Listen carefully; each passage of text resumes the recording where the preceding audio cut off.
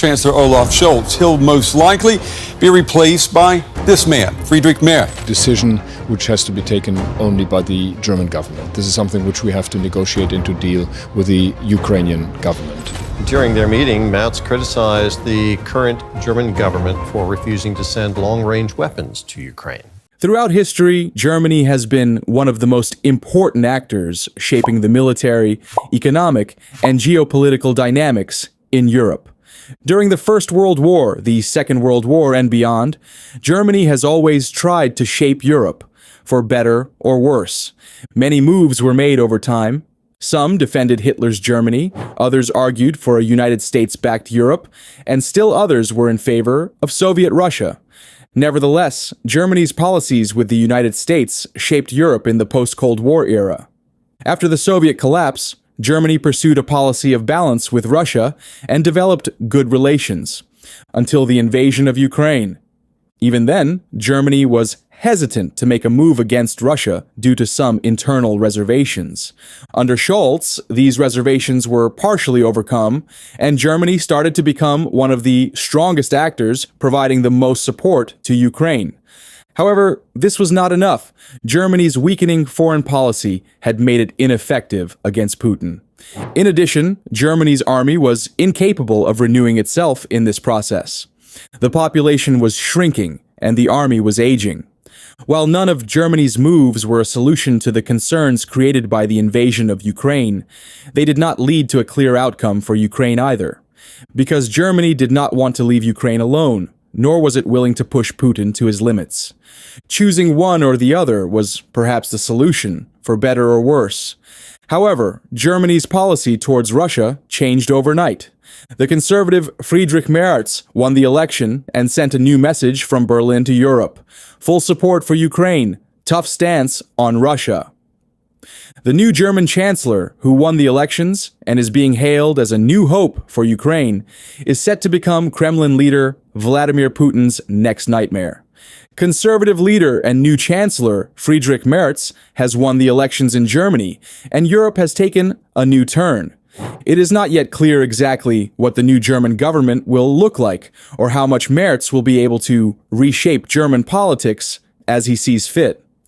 What is known is that Friedrich Merz has stated that Germany is not neutral, that it does not stand in the middle, but that it is on the side of Ukraine. Hier mit Russland einen Deal über die Ukraine zu machen, das wird Sie nicht überraschen, wenn ich das sage, das ist sowohl für die Merz has shaken the world agenda with this stance. It was also noteworthy that the new German leader claimed that there were 5 minutes to midnight for Europe. But what did all this mean? How will Friedrich Merz breathe new life into European Union ideology, North Atlantic Treaty Organization strategy, and the war in Ukraine? What plans does Merz have against Russia? Let's take a look at what kind of Europe and what kind of future Germany's new chancellor envisions. But first, please don't forget to subscribe to our channel, turn on notifications, and give us a like to stay up to date with our content. Let's get started. As we mentioned, the new era for Germany started with Friedrich Merz. Mr. Merz rolled up his sleeves to form the government. The German leader also talked about what he will do about Ukraine as soon as he comes to power. Friedrich Merz emphasized that support for Ukraine will continue and that Russia must somehow be stopped. If Mr. Merz continues his rhetoric after forming a new government in the coming weeks, he will lead Europe in a radical new direction at a critical time for the security of Ukraine and the wider region. Mr. Merz has also said that he wants to strengthen the European Union as much as possible. The German leader suggested that the United States should also take important steps on all these issues. A staunch Atlanticist who has spent most of his professional career as a lawyer working with and for American companies, Mr. Merz said he is excited about the next NATO summit and hopeful that by the time it comes, important steps will have been taken to create a new defense network for the European Union. According to Mr. Merz, if the European Union creates a new defense force, this will also be a significant advantage for Ukraine. Russia, on the other hand, will probably not be satisfied with the new defense plan, which is likely to be based on Mr. Merz's rhetoric. Such extraordinary statements from the likely next leader of Europe's largest economy are slowly spreading to all member states. But the unusualness of the new German leader is not limited to these statements. Merz also suggested that it is time to explore nuclear cooperation between France, the United Kingdom, and Germany to replace the American nuclear umbrella that guarantees European security from Russian aggression. Friedrich Merz seems to have clearly decided that Germany must assume the role of European leader that it has been unable to do in recent months, largely due to the election campaign and the political crisis that preceded it. He also went so far as to liken the Trump administration's latest tactics to those of Russia. Wenn diejenigen sich durchsetzen, die in Amerika wirklich nicht nur America first, sondern Mr. Merz then expressed a lasting hope that the United States Congress and the White House would not completely exclude Ukraine from any peace negotiations. But the German leader did not sound very optimistic when he made this statement. It was clear that differences of opinion were already brewing. This was reflected in the statements of Friedrich Merz. Mr. Merz also mentioned that he was not sure what the United States strategy on the Ukraine war would be in the future. Trump had earlier told Merz that he was offering an opening in his own peculiarly bizarre way. Without mentioning Merz by name, Donald Trump congratulated the election winners and also claimed that the conservative victory was somehow part of his own success. According to experts, the United States leader's behavior signaled the beginning of a cooling between Trump and the new German government. Now let's turn to Friedrich Merz's statement that it is 5 minutes to midnight for Europe. In fact, Mr. Merz's statement covers all the assessments we have conveyed to you so far. That is to say, the new German leader's statements about the European Union's economic and military development, the fact that Europe can be much better within itself rather than with the United States. All of these indicate that for Mr. Merz, there are 5 minutes to midnight. In fact, Mr. Merz thinks that the European Union can stand apart from the United States and become more independent on its own, which would be much more positive for all members of the group. Because, according to the German leader, the United States' interest in the European Union has recently waned considerably. That is why Merz believes that the European Union must do something before midnight. For the new chancellor, Ukraine's future security depends on it. The reason for this is Mr. Merz's statement that United States aid to Ukraine is decreasing. In fact, United States President Donald Trump has also made statements confirming this. Donald Trump recently announced that the United States is very close to reaching an agreement with Ukraine, and that Washington intends to withdraw its aid to Ukraine. We're telling Ukraine they have very valuable rare earth. We want what we put up to. Speaking to the Conservative Political Action Conference, Mr. Trump said that Europe had sent $100 billion to Ukraine, while the United States had given exactly $350 billion on its own. $100 billion. The United States has given $350 billion. Following these remarks, Mr. Trump reiterated that the United States would seek reciprocity for its assistance to Ukraine. The president argued that Washington should not carry the burden alone, and that the European Union should do more to help Ukraine. Mr. Trump added that Europe was getting its money back in the form of loans, while the United States was getting nothing. According to the interagency watchdog group, the United States Congress has allocated about $183 billion to Ukraine since the war against Russia began in February 2022. The United States leader claims that he can no longer provide such aid and calls the war a terrible situation. The new German Chancellor, Friedrich Merz, said that he was following all of United States President Donald Trump's policies in the peace process, but that Berlin would adopt a different strategy. Merz criticized Trump for announcing that the United States would cut its aid to Ukraine and suggested that Germany would support Kiev in this regard. So what kind of aid is Germany currently providing for Ukraine? One of the most recent details on this issue was that Germany will produce drones for Ukraine. German defense firm Helsing announced last week that it will produce 6,000 new AI-powered HX-2 attack drones for Ukraine, and that it has completed its first facility for mass production of ammunition. The use of drones in the conflict in Ukraine has radically changed the way of warfare and given military forces greater surveillance and strike capabilities. But Europe has struggled to increase domestic production. That's why Germany thinks drones are a priority for Ukraine. This is the thinking of a company called Helsing.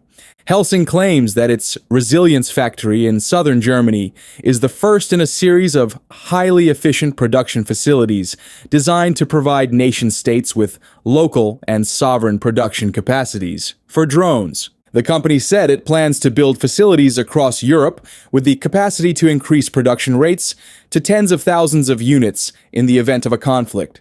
The plant in southern Germany is capable of producing more than 1,000 of the HX-2 attack aircraft, which was unveiled late last year, per month. The company said onboard artificial intelligence ensures that the drones, which can cover a distance of 100 kilometers or 60 miles, are resistant to electronic warfare measures and can be operated in swarms. The HX-2 can be mass-produced and designed at a significantly lower unit cost than conventional systems, closing the growing capability gap in modern land warfare, the company said in a statement. The statement also said that the HX-2 order follows Ukraine's order for 4,000 HF-1 attack aircraft from Helsing, and that the delivery process is ongoing. Helsing claims that the drones to be sent to Ukraine are the world's largest attack drones. According to the product profile, the platform's artificial intelligence capabilities make it resistant to electronic warfare detection. In addition, the integration of Helsing's ultra-reconnaissance and attack software enables the deployment of HX-2 drone swarm formations. By sending drones to Ukraine, Germany has again proved that it will stand by the Kiev government. According to Friedrich Merz, this kind of support will continue. Mr. Merz points out that Germany will never leave Ukraine alone. The 6,000 drones that have already been sent from Germany to Ukraine are an important indicator of this. But beyond these drones, Germany is also providing Ukraine with other military aid. It is known that Berlin will deliver long-range Taurus missiles to Kiev. It is already known that Ukraine has long wanted these missiles. The Taurus Kept 350 is a German-Swedish cruise missile fired from fighter jets with a maximum range of 500 kilometers. It can travel at a maximum speed of about 1,170 kilometers per hour and at a height of only 35 meters. This makes it very difficult for radar systems to detect. The Taurus missile will penetrate behind enemy lines more than any long-range Western missile in Ukraine's arsenal, increasing Ukraine's ability to deter Russian aggression and respond effectively to multiple threats. This will give Ukraine a significant advantage in precision targeting and operational flexibility. At first glance, Taurus and Storm Shadow look very similar. They have approximately the same weight and length, and approximately the same size warhead. What sets Taurus apart is, first, its much greater firing range of 500 kilometers. Second, it has a Mephisto smart warhead system that combines the ability to defeat hard and deeply buried targets with the ability to explode and fragment to destroy high-value point and area targets. Germany has reportedly ordered 600 Taurus missiles. These missiles are enough to have a significant impact against Russian aggression and prevent attacks on Ukrainian cities. If the Taurus threat prompts Russia to move all of its military assets deeper, beyond the strike range of Germany's missiles, it will still severely impact Russia's combat effectiveness in its attacks on Ukraine's infrastructure. The Taurus missile would force the Kremlin to take greater risks in airstrikes, and aviation is a priceless asset that it cannot afford to lose. So German leader Merz could provide Ukraine with the key to victory. But what measures will Germany take against Russia in addition to sending these Taurus missiles to Ukraine? The question is, how will Merz deal with Russian leader Vladimir Putin? The new leader will certainly have a tougher approach than Scholz. Scholz always kept in mind that he wanted to be a careful supporter of Ukraine, but he did not want to provoke Putin. Mr. Scholz did not want to cross red lines. There was probably a lot more Scholz could have done, We can expect Merz to do more of these few percentages against Ukraine. The typical conservative West German approach to Russia is tough, and this is where Merz comes from.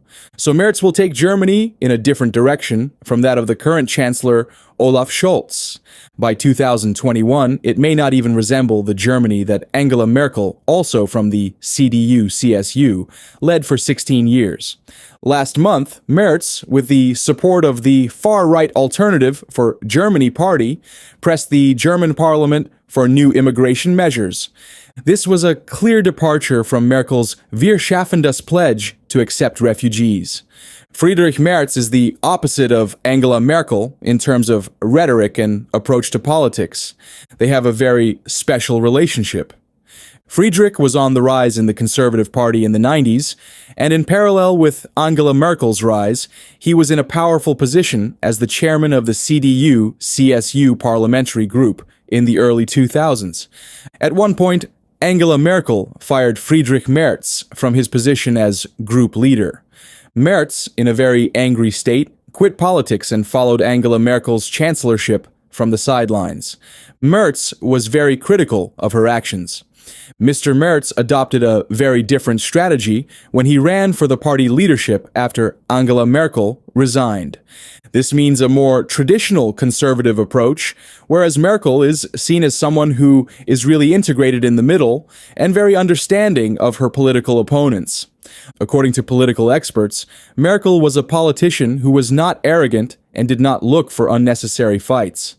Friedrich Merz, on the other hand, is described as someone who likes to make sharp speeches, but who also says things that may not be beneficial for him in the long run. Olaf Scholz, like Angela Merkel, was seen as a very charismatic person who was not above the spotlight.